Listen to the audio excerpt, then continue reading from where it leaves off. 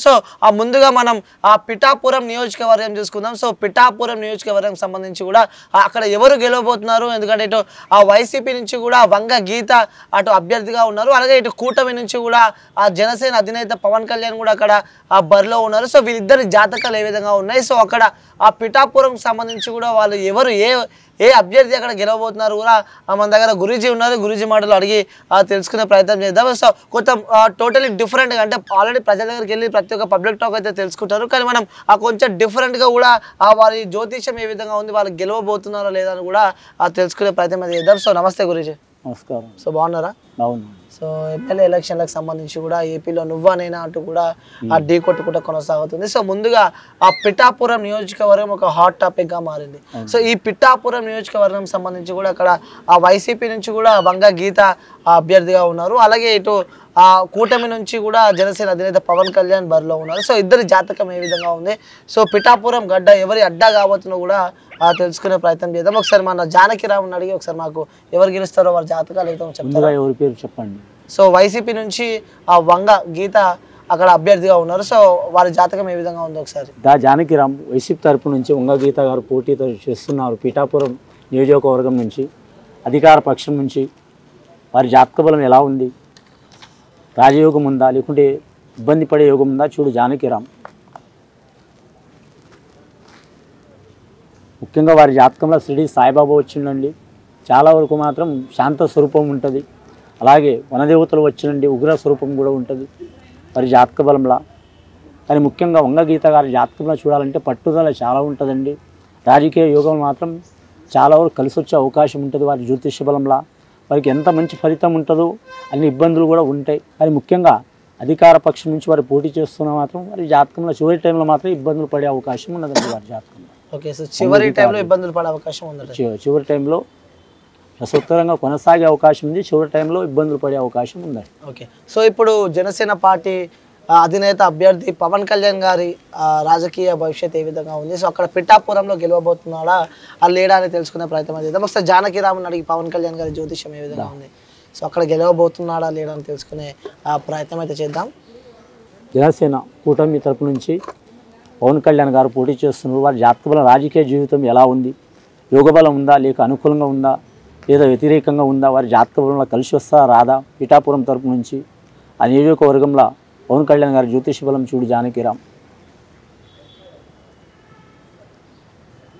ముఖ్యంగా వారి జాతకంలో చూడాలంటే మాత్రం భోళాశంకరుడు వచ్చిండండి, విఘ్నేశ్వరుడు వచ్చిండు, అలాగే పార్వతీమాత వచ్చింది, కుమారస్వామి వచ్చిండు వారి పేరు మీద. వారి జాతకంలో చూడాలంటే మాత్రం శ్రీకృష్ణుడు వచ్చిండు వారి జాతకంలో. కానీ మాత్రం జనసేన తరపు నుంచి పోటీ చేస్తున్న పవన్ కళ్యాణ్ గారి జాతకంలో చూడాలంటే మాత్రం వారి జ్యోతిష్యంలో ఇబ్బందులు కూడా చాలా ఉంటాయండి రాజకీయ రంగంలో. అలాగే వారి జాతకంలో నియోజకవర్గంలో కూడా ఇబ్బందులు చాలా వస్తాయి వారి జ్యోతిష బలంలో.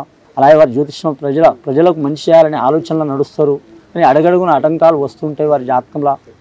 అడగడుగున ఆటంకాలు వస్తున్నాయి కానీ మాత్రం చివరి టైంలో మాత్రం వారి జాతకంలో విజయం సాధించే అవకాశం అయితే ఉందండి వారి జాతకంలో. ఓకే, సో ఈసారి పిఠాపురంలో పవన్ కళ్యాణ్ గారు అతి తక్కువ, అంటే నువ్వా నేనా అంటూ ఢీ కొట్టే దాంట్లో కూడా ఈసారి పవన్ కళ్యాణ్ గారు గెలవబోతున్నారు అంటారు. గెలిచే అవకాశం చాలా వరకు ఉందండి, 100% ఉంది కనిపిస్తున్నది.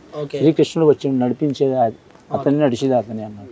సో వ్యూస్, ఇటు పిఠాపురం నియోజకవర్గం సంబంధించి కూడా పవన్ కళ్యాణ్ గారిది అలాగే వంగ గీత గారిది కూడా మనము జ్యోతిష్యం చూపించడం జరిగింది. సో ఈసారి అంటే నువ్వా నేనా అంటూ కూడా కొనసాగుతుంది, కానీ చివరిలో మాత్రం పవన్ కళ్యాణ్ గెలిచే అవకాశాలు కూడా ఉన్నాయంటూ కూడా మనతో పాటు గురువు గారు చెప్తున్నారు. ఇప్పుడు మనము మీ అందరం కంటే మనము జ్యోతిష్యం చూపించడం జరిగింది. సో నువ్వా నేను అంటూ కొనసాగే ఆ పోటీలో కూడా పవన్ కళ్యాణ్ గారు గెలిచే అవకాశాలు ఉన్నాయంటూ కూడా చెప్పడం జరుగుతుంది. సో మంగళగిరి నియోజకవర్గంలో ఏ పార్టీ గెలవనుంది, ఏ అభ్యర్థి గెలవనుండో కూడా ఒక చర్చనీయాంశంగా మారింది. సో అక్కడ కూడా నువ్వా నేనా అంటూ కూడా పోటీ కొనసాగుతుంది. సో వాళ్ళ అభ్యర్థుల జ్యోతిష్యం చెప్పే ప్రయత్నం చేద్దాం, ఎందుకంటే అక్కడ ఎవరు గెలుస్తారో మన ప్యారెట్ చిలుక ద్వారా తెలుసుకుందాం, ఎందుకంటే వారి జ్యోతిష్యం ఏ విధంగా ఉంది. సో ఫస్ట్ మనతో పాటు గురూజీ గారు ఉన్నారు. గురూజీ నమస్తే. నమస్కారం. సో మంగళగిరి నియోజకవర్గం సంబంధించి కూడా అక్కడ కూటమి నుంచి టీడీపీ పార్టీ నుంచి కూడా నారా లోకేష్ అక్కడ అభ్యర్థిగా ఉన్నారు, అలాగే ఇటు వైసీపీ నుంచి చూసుకుంటే కూడా లావణ్య గారు అక్కడ అభ్యర్థిగా ఉన్నారు. సో ఇద్దరి జ్యోతిష్యం ఏ విధంగా ఉంది, సో అక్కడ మంగళగిరిలో ఎవరు గెలవబోతున్నారు ఒకసారి మన జానకిరామ్ని అడిగి తెలుసుకునే ప్రయత్నం అది చేద్దామా. ముందుగా ఎవరి పేరు మీద చూద్దాం. సో ఇక్కడ ఆ ముందుగా మంగళగిరి నుంచి వైసీపీ అభ్యర్థి లావణ్య గారి జాతకం ఒకసారి మనం చూద్దాం. అధికార పక్షం వైసీపీ తరపు నుంచి లావణ్య గారి జ్యోతిష బలం మంగళగిరి నియోజకవర్గం. ఆమె జ్యోతిష బలం ఎలా ఉంది, కలిసి వస్తా కలిసి రాదా చూడు జానకిరామ్.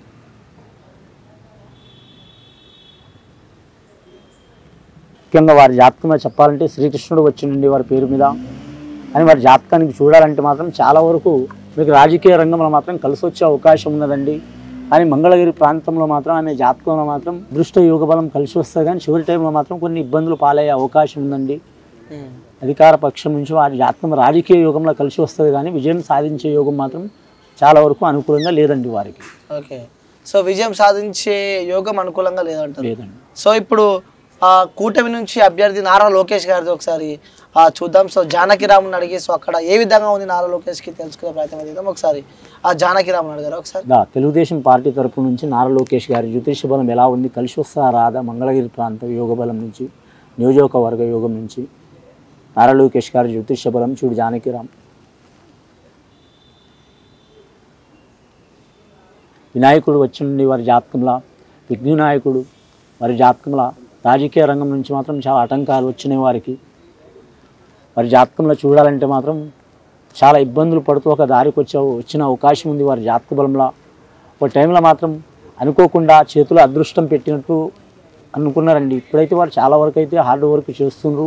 అలాగే ఈ నియోజకవర్గం నుంచి వారు పోటీ చేస్తున్నారు మంగళగిరి ప్రాంతం నుంచి. తప్పకుండా విజయం సాధించే అవకాశం అయితే ఉందండి వారి జాతకం. ఓకే, ఈసారి మంగళగిరిలో నారా లోకేష్ గెలవబోతున్నారు, గెలిచే అవకాశం ఉందండి. వినాయకుని పెళ్లి కూడా ఆటంకాలు తప్పలేవు, అలాగే వారికి అలాగే ఆటంకాలు వచ్చినాయి. 1-2 సార్లు, ఈ 3వ సారి మాత్రం కలిసి వచ్చే అవకాశం ఉన్నదండి. ఓకే, అంటే కొన్ని సర్వేలలో కూడా మళ్ళీ లావణ్య గెలుస్తుంది అంటున్నారు. సో ఇక్కడ అయితే నారా లోకేష్ గారు గెలుస్తారు అని చెప్పి కూడా ఇక్కడ జ్యోతిష్యం చెప్పబడుతుంది. సో మనం ఇక వేచి చూద్దాం, ఎందుకంటే ఇక్కడ ఆ మంగళగిరి నియోజకవర్గం కూడా ఒక ప్రతిష్టాత్మకంగా తీసుకుందని చెప్పుకోవచ్చు. ఎందుకంటే ఆ చంద్రబాబు నాయుడు కొడుకు ఇక్కడ ఆ నారా లోకేష్ గతంలో కూడా అదే నియోజకవర్గం నుంచి తాను ఓడిపోవడం జరిగింది. సో మళ్ళీ అక్కడి నుంచే పోటీ చేస్తున్నారు. సో అక్కడ ఆ వైసీపీ నుంచి కూడా లావణ్య గారు బదిలో ఉన్నారు. సో ఇక్కడ ఆ జ్యోతిష్యం పరంగా చూస్తే మాత్రం ఈసారి ఆ పక్క నారా లోకేష్ గెలుస్తున్నారు అంటూ కూడా ఇక్కడ వారి జాతకంలో ఉన్నట్టు మనకు తెలుస్తుంది. కుబేర లక్ష్మి కటాక్షంతో అందరి ఇంట్లో బంగారం, వజ్రం, వెండి నిండా. లలిత అక్షయ తృతీయ బంగారు నగలకు తరుగులో 1% తగ్గింపు. వజ్రాభరణాలు క్యారెట్కు 5,000 తగ్గింపు.